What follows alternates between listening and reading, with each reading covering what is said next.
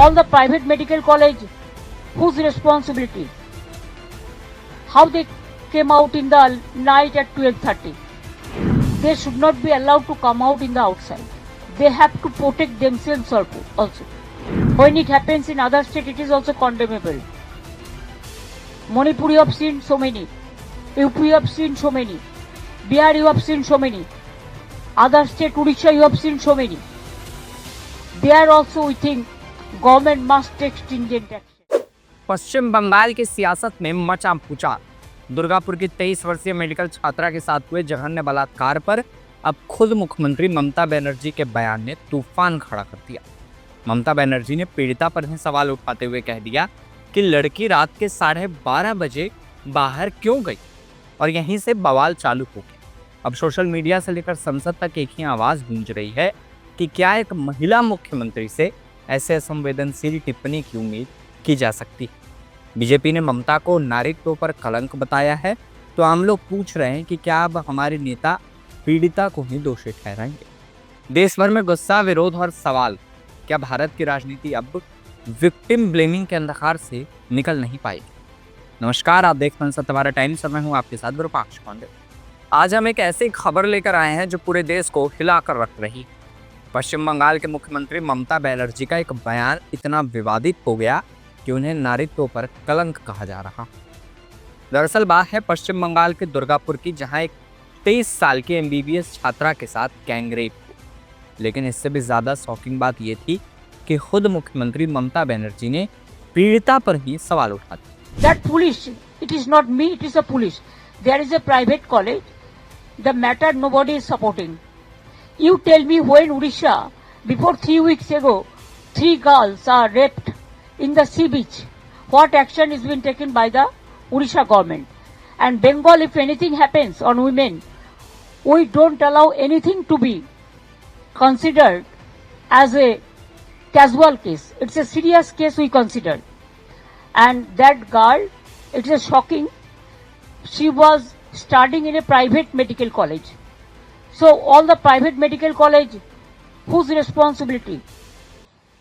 How they came out in the night at 12:30? And it happens in the, so far I know, forest area. And 12:30, I do not know what happened. Investigation is on. I'm shocked to see the incident, but private medical colleges also used to take care for their students, and especially the girl child at night time. They should not be allowed to come out in the outside. They have to protect themselves also. There is a forest area. So whatever I have received the prima facie report, and police is searching all the people, and nobody will be excused. Whoever is guilty, they will be punished strictly. 3 already arrested. Whatever the girls given the statement, as per her statement, it is already they are arrested. So we will take stringent action, but don't mix up with this affected flood area and all this. When it happens in other state, it is also condemnable. Manipur you have seen so many. UP you have seen so many. Bihar you have seen so many. Other state, Odisha you have seen so many. There also we think government must take stringent action. Because in our state, even we charge-sheeted the people within 1 month, within 2 months. Even lower court gave them the hang order. अब सवाल यह है कि क्या एक मुख्यमंत्री पीड़िता को दोषी ठहराने में ही लगा रहेगा या फिर उनका शासन भी इस पर कुछ कदम लेगा। इस मामले में एक और ट्विस्ट है। राष्ट्रीय महिला आयोग का कहना है कि पीड़िता का दोस्त भी संदिग्ध पाया गया। जब आरोपियों ने छात्रा को घेरा तो ये दोस्त मौके से भाग गया और इसने किसी को सूचना तक नहीं दी। बहरहाल आपको बता दें, इस मामले में अच्छी बात यही है कि पुलिस ने तेजी से कार्रवाई करते हुए 4 आरोपियों को गिरफ्तार कर लिया। लेकिन सवाल ये है कि क्या इस मामले में सिर्फ गिरफ्तारियां काफ़ी? विवाद बढ़ने पर ममता बनर्जी ने सफाई देते हुए कहा कि मीडिया ने उनके शब्दों को तोड़ मरोड़ कर पेश किया।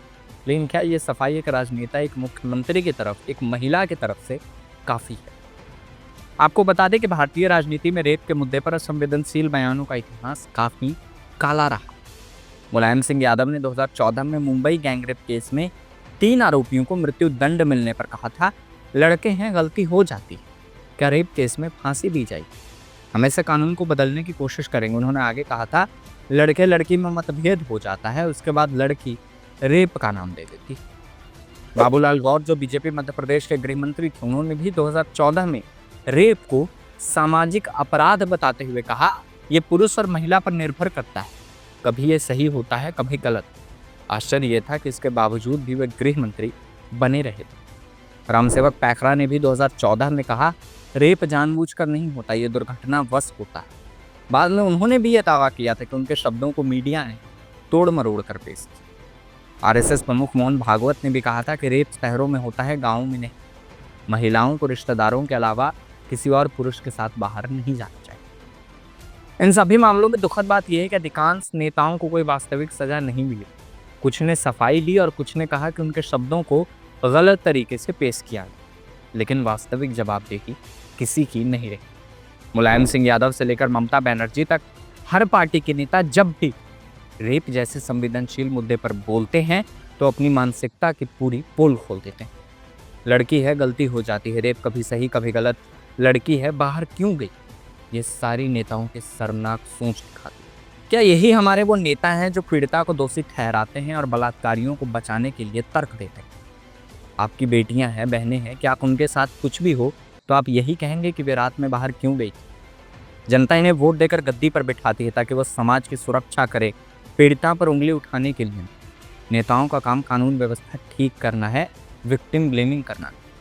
इस पूरे मामले का सबसे बड़ा सबक यही है कि रेप पीड़िताओं को दोषी ठहराना हमें और नेताओं को बंद करना होगा। समय आ गया है कि हमारे नेता अपनी सोच और शब्दों की जिम्मेदारी लें। संवेदनशील मुद्दों पर बयान देने से पहले उन्हें पीड़िता के दर्द और समाज पर उसके असर को समझना होगा। अगर सत्ता में बैठे लोग ही न्याय का रास्ता भटकाएंगे तो फिर आम जनता का भरोसा किस पर रहेगा? समाज को बदलने के लिए कानून जितना मजबूत होना चाहिए, उतनी ही मजबूत हमारी मानसिकता भी होनी चाहिए। और ये बदलाव सबसे पहले सत्ता के गलियारों से शुरू होना चाहिए। इन खबरों पर बाकी अपडेट्स के लिए आप बने रहें हमारे साथ और देखते रहें सत्य भारत टाइम्स।